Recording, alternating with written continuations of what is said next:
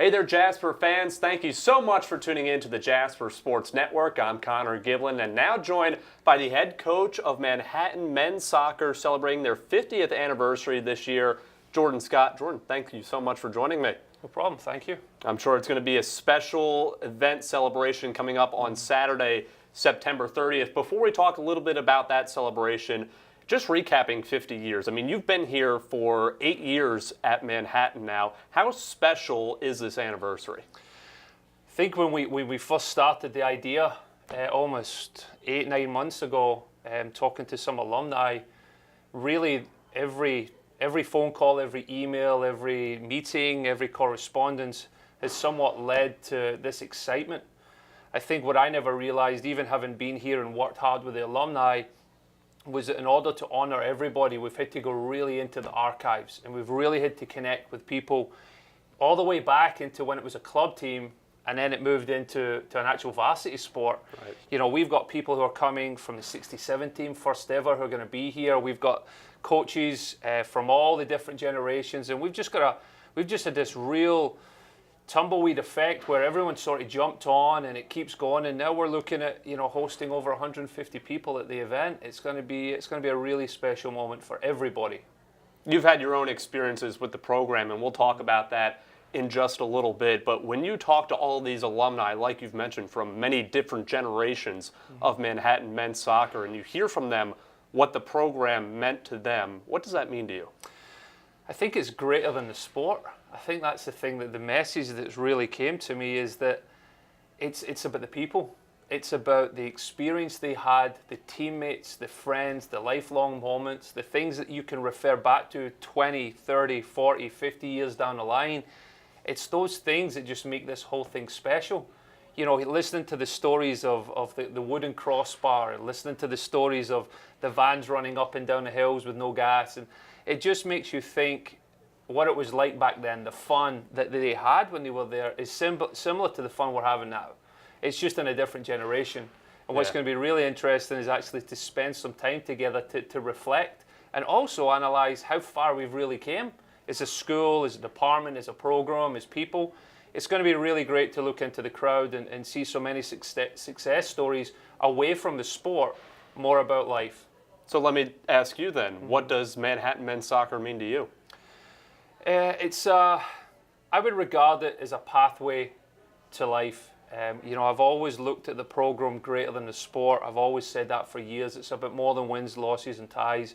I think it's about taking a group of people who are all motivated in a specific area and leveraging that in order to make them better people long term. So sport as such, and soccer in my life, has been there since I've been born, and I had no option. That was my life. For a lot of these players, student athletes, when they come to the school, they choose to buy into the program. But they choose to buy into the program because it balances out both being a student and then being an athlete. And when they leave, some of the tools that are inherited within being in a classroom, being in a quad, the responsibility of sharing a room with someone, being in a soccer team, what the commitment is to playing at Division 1 or playing in any division in college. I think it's just really important that those life skills, those things they generate, they get better at, will lead them to be successful long term. That's the thing I love about it most. I love hearing stories from my students who went on to be graduate assistants, doing their MBA or getting their master's programs. I love to hear these stories about, I got an email this morning from someone who can't be there, but he sends me his well wishes. The reason he can't be there is because he's buying a home with his wife. You know, and that's great for me, because I feel like our program has allowed them in some fashion to go on and have a great life. And that's what it's about. It really is. You know, the wins, the losses, we could talk all day long about it. But getting those emails and hearing those stories, that's what makes this job worthwhile. That's why I do it. What are the players getting out of this 50th anniversary celebration, the current players on the team? I think the current players are going to be shocked. I think that they're a little distant from it at the moment because we've been so focused on the season. But I think when they come to the event and they get to hear the stories from some of these other people who, you know, have been out the program 2 years, 15 years, 30 years, even all the way back to the beginning 50 years ago, I think they're going to realize that they're part of something bigger. That they're part of more than just the 4 years here. They're a part of the family, they're a part of the group, they're a part of our community. And when we go through life, they will always know that they have everybody to call. They have everybody in the room will be there on an email. Everybody will be there in a meeting. We will be at their weddings. We'll be at the celebrations. Those are the things that I think they'll realize when they step in the room, and that's a great thing to have. You're leaving college with a lot of people that you can lean on and rely on, and we'll be there for them. So let's provide an outline to the fans about what's happening on Saturday, September 30th. You have the alumni game that's happening at 10 o'clock, I believe it is. They're arriving at 10:30. The kickoff will be 11 a.m. Okay. And then the lunch will lead on after that into 12:30. Okay, so you have that. Then you have the game against Marist at 2, and then the entire event celebration at 6 o'clock. Yep. Who are some of the alumni that we'll be seeing? Wow, I know there's a lot. There's a lot. Yeah, there's a lot. We, there's some special individuals. All our 4 Hall of Fame members, inductees will be there. Bob Schimpf, Lou Custodio, Bo Kuchnia, Tom Lindgren. We're also going to have an appearance from John Bergman, Peter Tanaka, Dennis Clancy, all from the '67 team. We're going to have Nonnie Wagner, whose husband Manfred was the gentleman who took it from a club into and a varsity sport. He was the guy who convinced the brothers after the '66 World Cup, let's create this sport because it's cheap to run and it's quick to do. And so, and then we have our generation that have came through recently. Tommy Amos, Alex Shackley. We look back on some of these guys who have really, wins and losses they don't talk about. They don't. And some of those guys made a conference final and a conference semi-final. They don't talk about that. They talk about the people that were with them. They talk about the experiences they had, the fun times, the moments that they laugh about. That's what it's going to be about. It's going to be a great event, I'm sure, and certainly we'll provide coverage of that here on GoJaspers.com. But we can't focus on that just yet, but because all of that is going on, you still have one game to get to in the middle of the week, your conference opener. First, talking about non-conference play, what did you like out of the team from what you saw? It was every pre-season out conference is about finding your guys, your combinations, your guys that you think can contribute throughout the season, whether it's 30 seconds or whether it's 90 minutes on the field. You're looking for guys to show something that you can use within conference. I think what I liked most about our out-of-conference schedule was we really protected our home field. We really took a pride in a new turf field. We really took a pride in the new facilities we have and the new push we have going on at Gaelic Park.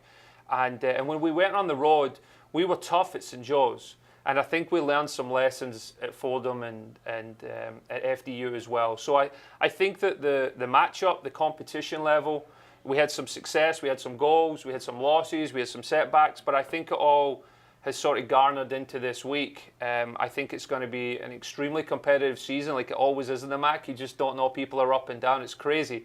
But I think that we're in a better place than we have been. And I think that the boys are excited to get going. I think we've just been waiting to play, and nothing better than playing one of your local rivals to start the season. So I'm excited. You've had some great individual performances here and there. Callum Carsley, freshman Brandon Joseph Bawdy have been recognized by the MAC. You've had some nice goalkeeping play as well. All of it culminating in a rival matchup to begin your first conference game, like you mentioned, against Iona. What are some of the keys in that matchup to grabbing that first conference win on the road too? I think we got to be ourselves. I think sometimes we probably overanalyze our opposition when truthfully it's just about being the best you can be as an individual, and hopefully that contributes to the bigger process with the team. I think that there have been guys recognised, there's no doubt about that, but I think it's been a greater effort. We brought in a lot of new faces. I don't think people have quite spoken about that. We brought in about 11, 12 new faces, and of those guys, you have to integrate them, not just in terms of on the field, but socially, off the field, living. There's a lot that goes into it. And I think that we've seen a little bits of greatness, and then we've seen a little bits where maybe it's got hard and there's been confusion on the field, but we've tried to balance that out, and it'll be a continuous process. There's no doubt about that. But I'm happy where we are. I'm happy with the goals. I'm happy with the options we have, and we've just got to put it together. It's going to be a grueling 5 weeks, and it always is. But it's about being tough. It's about getting results. It's about doing what it takes for the team, number one. And I'm confident we can continue moving forward positively. It's a jam-packed week for you guys. Wednesday, the conference opener at Iona on 2 o'clock, and then on Saturday, the 50th anniversary celebration of Manhattan men's soccer. Going to be a very exciting week for Jasper fans. Head coach of Manhattan men's soccer, Jordan Scott, thanks so much for the time, Coach. Thank you for having us.